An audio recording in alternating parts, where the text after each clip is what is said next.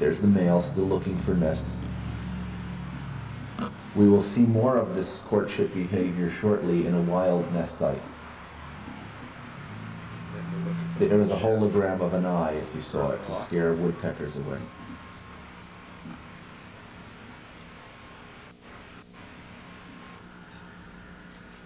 Okay, here we are at the Tony Gaccioni Barbecue Pavilion between the Big Red Barn and Space Sciences.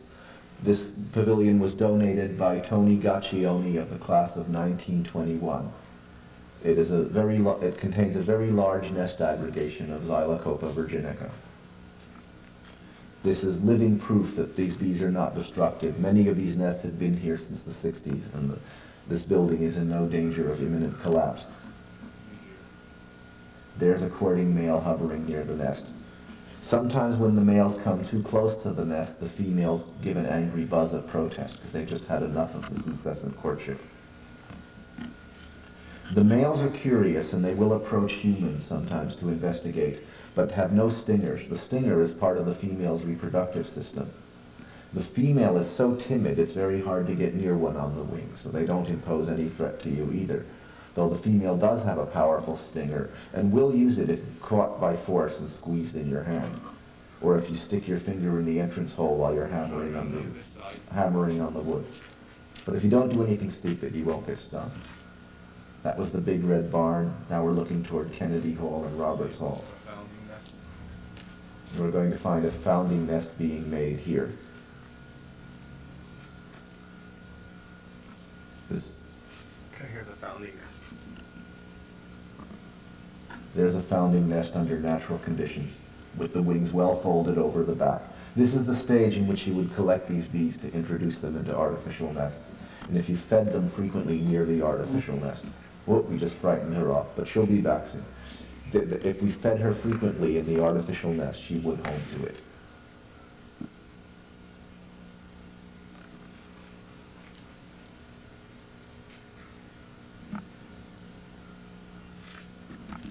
There's a crow, an important predator on these bees.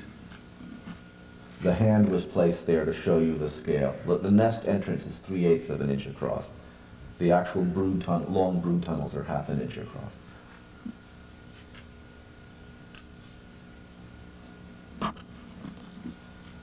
Just wait till we go metric. It's 10 millimeters for the entrance. 3/8 is about 10 millimeters. There's a male doing his thing.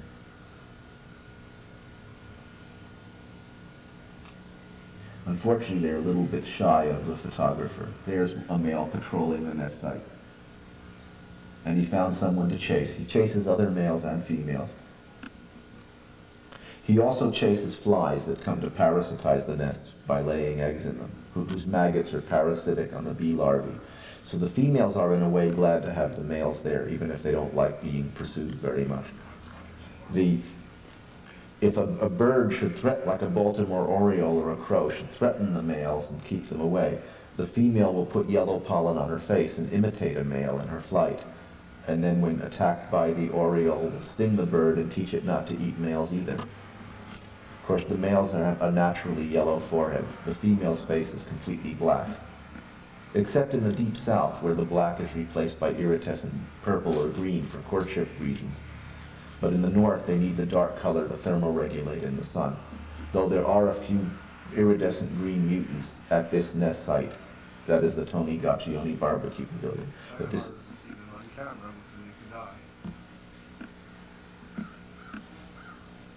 such green bees are unusual in the north, however.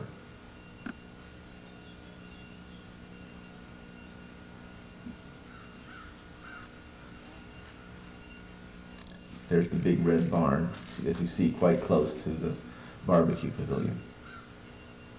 There's the Crimson King Norway maple, sort of the color of red cabbage. It's a so-called Pinocchio nose tree, but it's a red version of it. Or pug nose tree, poly nose tree is another name for it. There's a nest entrance quite blatantly. There's the interior of the barbecue pavilion. As you can see, no nest there. The nests are in more exposed situations where they're incubated and less heated in some other way. Here's an ardent male. Did you hear that? That was the female buzzing in protest when he got too close to the nest.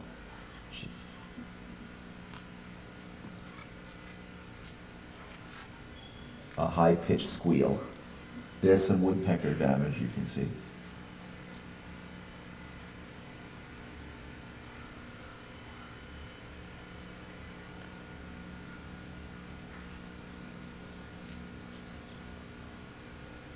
There are times when the females are very willing to mate and encourage the males to mate in midair. They lead them to a nice place in the grass where they couple, and then they take off together and fly for about a mile.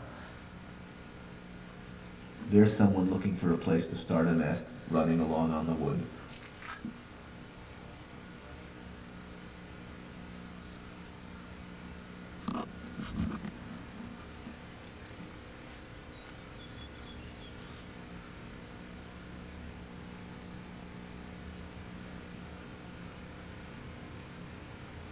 There's a male patrolling.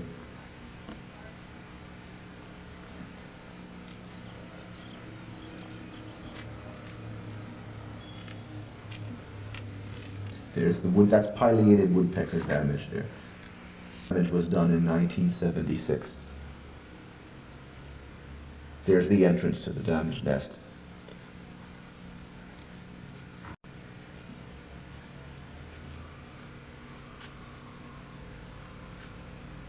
That's either hairy or downy woodpecker damage there. That was much more recent, around 1988 or 89.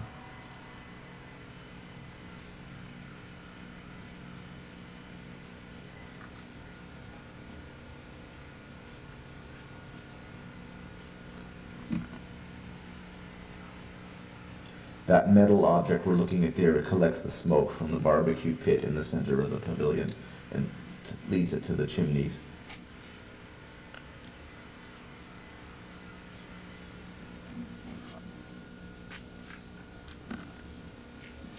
Here we are at the west end now, where much of the nesting is concentrated. Here's another male hovering. This is the west side of the southern part of the pavilion.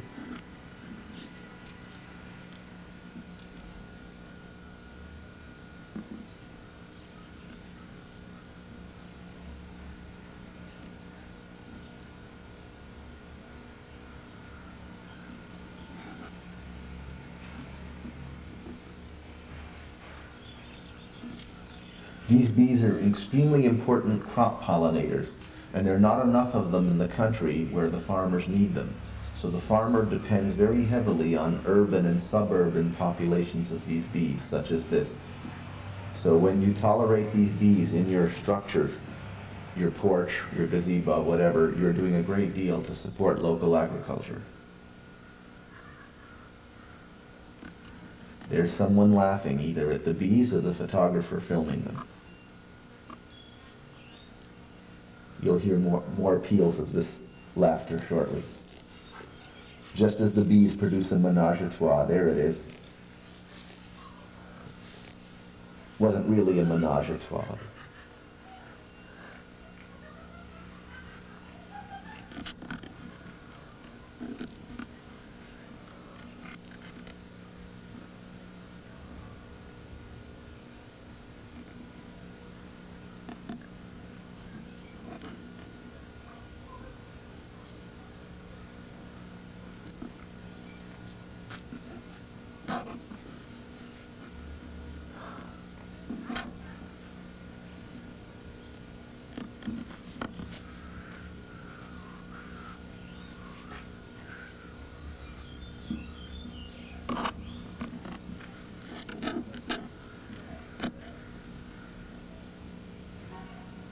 There's someone right in the entrance of the hole there looking out, or backing out perhaps to dump sawdust. Didn't get quite a good look there. Okay, here we are in a nest. Some of the strange light you see in the middle is reflected off the layers of plexiglass.